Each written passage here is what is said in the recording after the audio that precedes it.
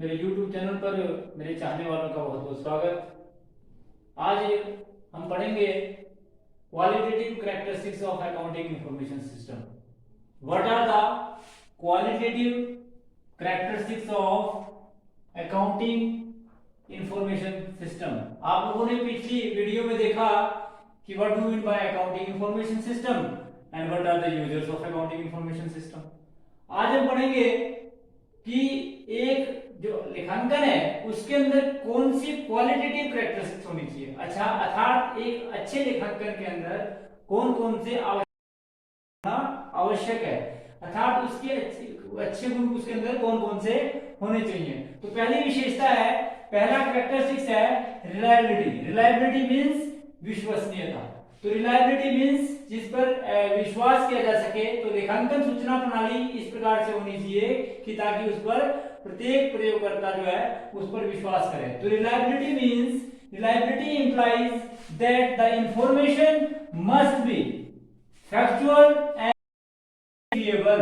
तो इसका मतलब ये है कि लेखांकन सूचना प्रणाली जो है वो ऐसी होनी चाहिए कि ताकि उस वह तथ्यों पर आधारित हो और उसको प्रमाणित करने वाला प्रलेख आपके पास कोई हो। वेरिफिएबल ऑब्जेक्टिव एविडेंस का होना। दैट मींस कि कोई भी वेबसाइट लेन देन जो हम लेखा पुस्तकों में लिखते हैं उसको प्रमाणित करने वाला प्रलेख का होना जरूरी है। जैसे केस मेमो, परचेज बिल, कोई अन्य इनवॉइस, सेल इनवॉइस या फिर ट्रांजैक्शनल लेटर। तो कोई ना कोई सपोर्टिंग डॉक्यूमेंट्स होना चाहिए ताकि लेखांकन सूचना प्रणाली पर जो है विश्वास किया जा सके। हम जब व्यावसायिक व्यवहारों का लेखा जोखा लेखा पुस्तकों में करते हैं तो each and every document must be supported by any document that it must be written document. तो कोई प्रमाणित करने वाला प्रलेख आपके पास होना चाहिए जिसके आधार पर जा सके कि व्यवसायिक लेन देनों का लेखा जोखा जो है वो हमने किया है। क्योंकि आप सभी जानते हैं कि लेखांकन सूचना प्रणाली एक प्रकार की ऐसी सूचना प्रणाली होती है कि जिस पर तब विश्वास किया जा सकता है कि अगर उसको प्रमाणित करने वाला प्रलेख आपके पास हो। तो ये बड़ा इंपॉर्टेंट बात है कि लेखांकन सूचना प्रणाली जो है का आवश्यक फीचर्स ये है कि आप तो लेखांकन सूचना प्रणाली में किसी प्रकार की मिस्टेक को रोकना चाहते हैं, मिस एप्रोप्रिएशन या मिस किसी भी प्रकार के मिस बिहेवियर को रोकना चाहते हैं, तो उसके लिए हमारे लेखांकन सूचना प्रणाली में रिलायबिलिटी बहुत जरूरी है। नंबर 2 है रेलेवेंस। रेलेवेंस मींस अनुरूपता। तो अनुरूपता का मतलब है कि लेखांकन सूचना प्रणाली जो है उद्देश्य के अनुरूप होनी चाहिए। अर्थात व्यवसाय में कुछ उद्देश्य होते हैं, उन उद्देश्यों को अचीव होना चाहिए। क्योंकि ये लेखांकन के बहुत सारे प्रयोगकर्ता हैं, उन सारे प्रयोगकर्ताओं के लिए जो है वो लेखांकन जो है वो कई प्रकार की सूचनाएं प्रदान करता है। क्योंकि लेखांकन करता है उन्होंने कोई ना कोई डिसीजन लेना होता है और ये लेखांकन सूचना प्रणाली जो है वो हेल्पफुल होनी चाहिए डिसीजन मेकिंग में। लेखांकन के बहुत सारे प्रयोगकर्ता हैं, चाहे वो बाह्य हैं, चाहे इंटरनल हैं और चाहे एक्सटर्नल हैं। तो जितने भी इंटरनल और एक्सटर्नल यूजर हैं, जैसे फॉर एग्जांपल आप इन्वेस्टर की बात करें, इन्वेस्टर जो है वो देता है, वह पास्ट में घटित घटनाओं, वर्तमान की स्थिति, फ्यूचर का अनुमान लगाता है। जैसे उसे अनुमान हुआ है, क्योंकि जैसे मान लो फॉर एग्जांपल उसने जो है एक जो इन्वेस्टर है उसने शेयर के रूप में कंपनी में पैसा लगाया है, तो उसका मतलब है कि उसे शेयर के बदले में डिविडेंड मिला।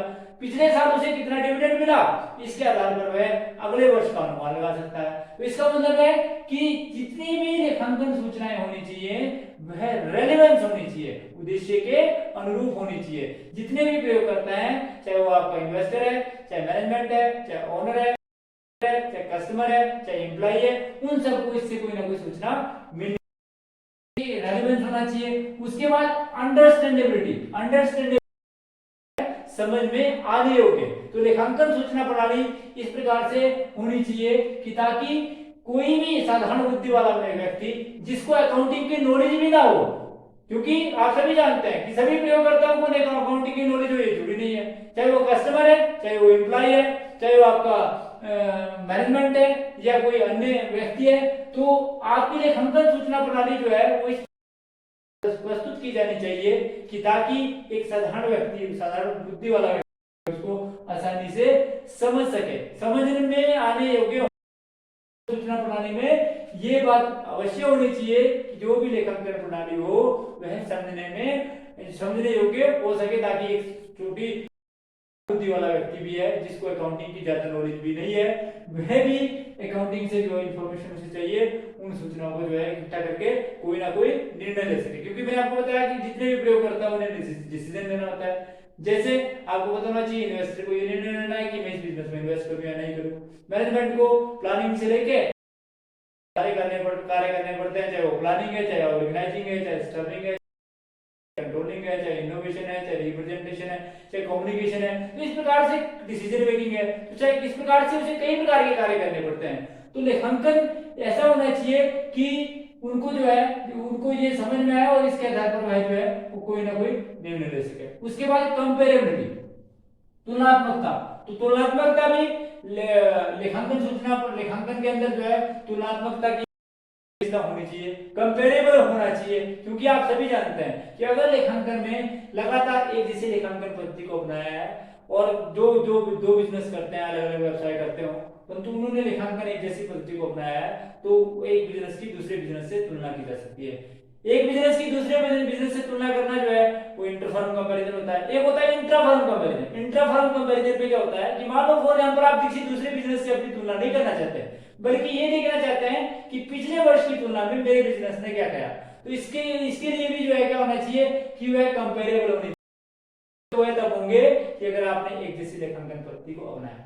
परंतु आपको ये भी पता होना चाहिए कि कंपेरेबल का मतलब ये है कि ये ना हो कि भी आप करते हो तो आपने एक जैसी लेखांकन पद्धति को अपनाया है। अगर आपको लगता है कि परिवर्तित परिस्थिति में लेखांकन की पद्धति में परिवर्तन करने से आपको फायदा हो सकता है, तो आप उसका भी फुटनोट में विस्तृत वर्णन दें कि हमने लेखांकन पद्धति में इतना परिवर्तन किया है। कि जैसे मान लो फॉर एग्जांपल डेप्रिसिएशन को कैलकुलेट करने के बहुत सारी विधियां हैं कि आज तक आप रिटर्न ऑन वैल्यू को मेथड को अपनाते थे, परंतु अब आपने स्ट्रेट लाइन मेथड को अपनाया।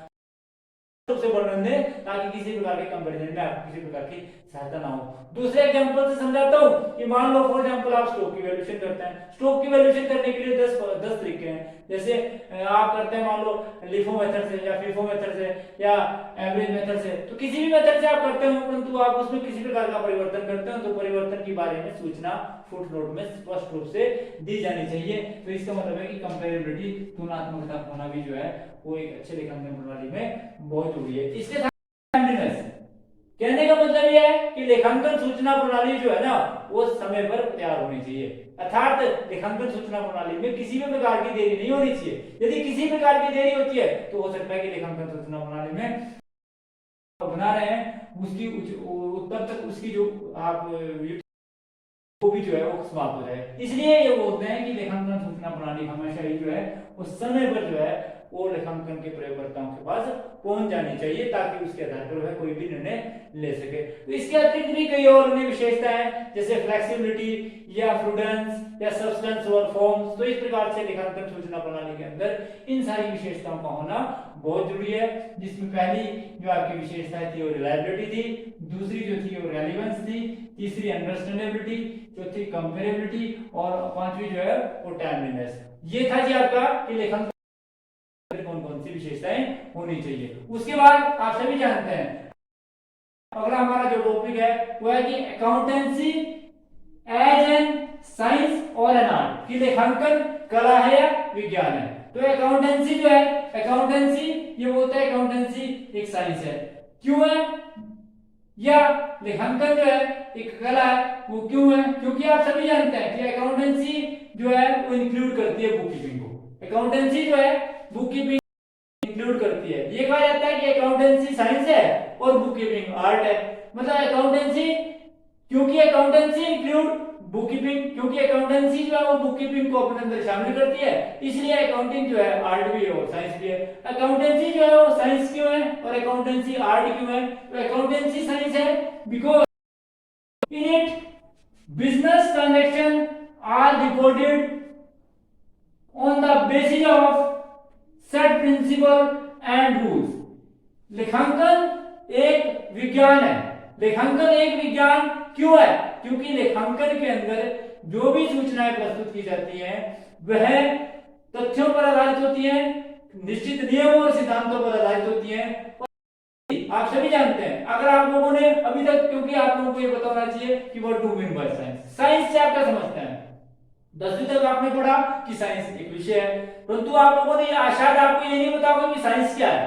तो किसी विषय का क्रमबद्ध ज्ञान, किसी विषय का क्रमबद्ध ज्ञान उसे ज्ञान विज्ञान का रूप देता है। तो विज्ञान से हमारा अर्थ है कि किसी विषय का systematic knowledge of any, systematic knowledge of any subject is called science. तो ये बोलते हैं क्रमबद्ध ज्ञान उस विषय को विज्ञान का रूप देता है। तो मैंने जैसे जो है एक विज्ञान है, क्योंकि अकाउंटेंसी जो है वो निश्चित नियमों व सिद्धांतों पर आधारित है। Accounting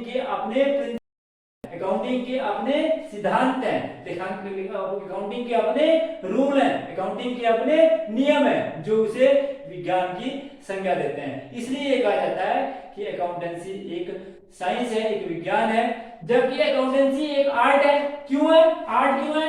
because the set principle are used in a systematic suitable manner। क्योंकि आप सभी जानते हैं कि जो हमारे पास लेखांकन सिद्धांत हैं उन्हें हम किस प्रकार से सुटेबल मैनर्स में या सिस्टमेटिक मैनर्स में लेखा पुस्तकों में किस प्रकार से लिख सकते हैं। तो इसलिए कहा जाता है कि अकाउंटेंसी जो है वो आर्ट भी है और साइंस भी है।